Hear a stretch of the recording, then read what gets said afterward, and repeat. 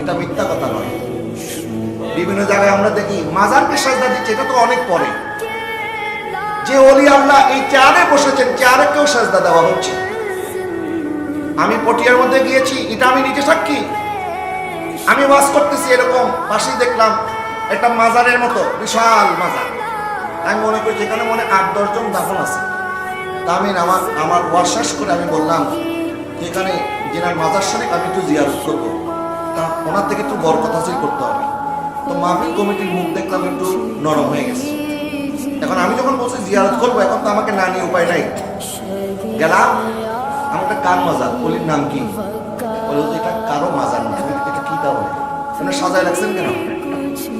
এমন ভাবে মাজার সাজাইছে মনে হয় একজনের কবর না, 10 জনের কবর। তা আমাকে বলতেছে হুজুর এটা মাজার নয়। আমি মাজার নয়, আপনি সাজাইছেন কেন? আবার মানুষ এসে দেখতেছে জিয়ারত করতেছে, মানুষ চুমো খাচ্ছে, এটা কি তাহলে? পরে আমাকে ভিতরে নিয়ে গেল, দেখলাম একজন পীর সাহেব ভোক্কা খাইতো, এই ভোক্কাটা সেখানে রয়েছে।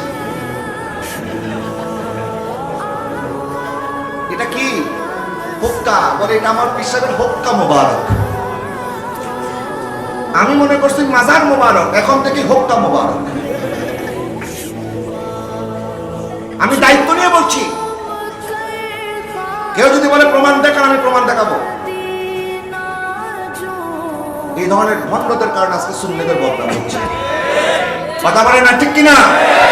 তাদের সাথে সুন্নিদের কোনো সম্পর্ক। আমি যাওয়ার পরে দেখলাম সেখানে বড় বড় আলেম আমাদের ছবি টানানো। আমি দেখি কোনোদিন কোনো মাহফিলে যাওয়ার পরে এরকম ছবি টানাইতে দেখি নাই। এরপরে বুঝলাম ও আলেমদেরকে দাওয়াত দিয়ে তাদের ছবি টানানো, এটা হচ্ছে তাদের মার্কেটিং পলিসি। মানে আমরা যদি ভণ্ড হইতাম তাহলে কি এত বড় বড় হুজুর এনে আইতো?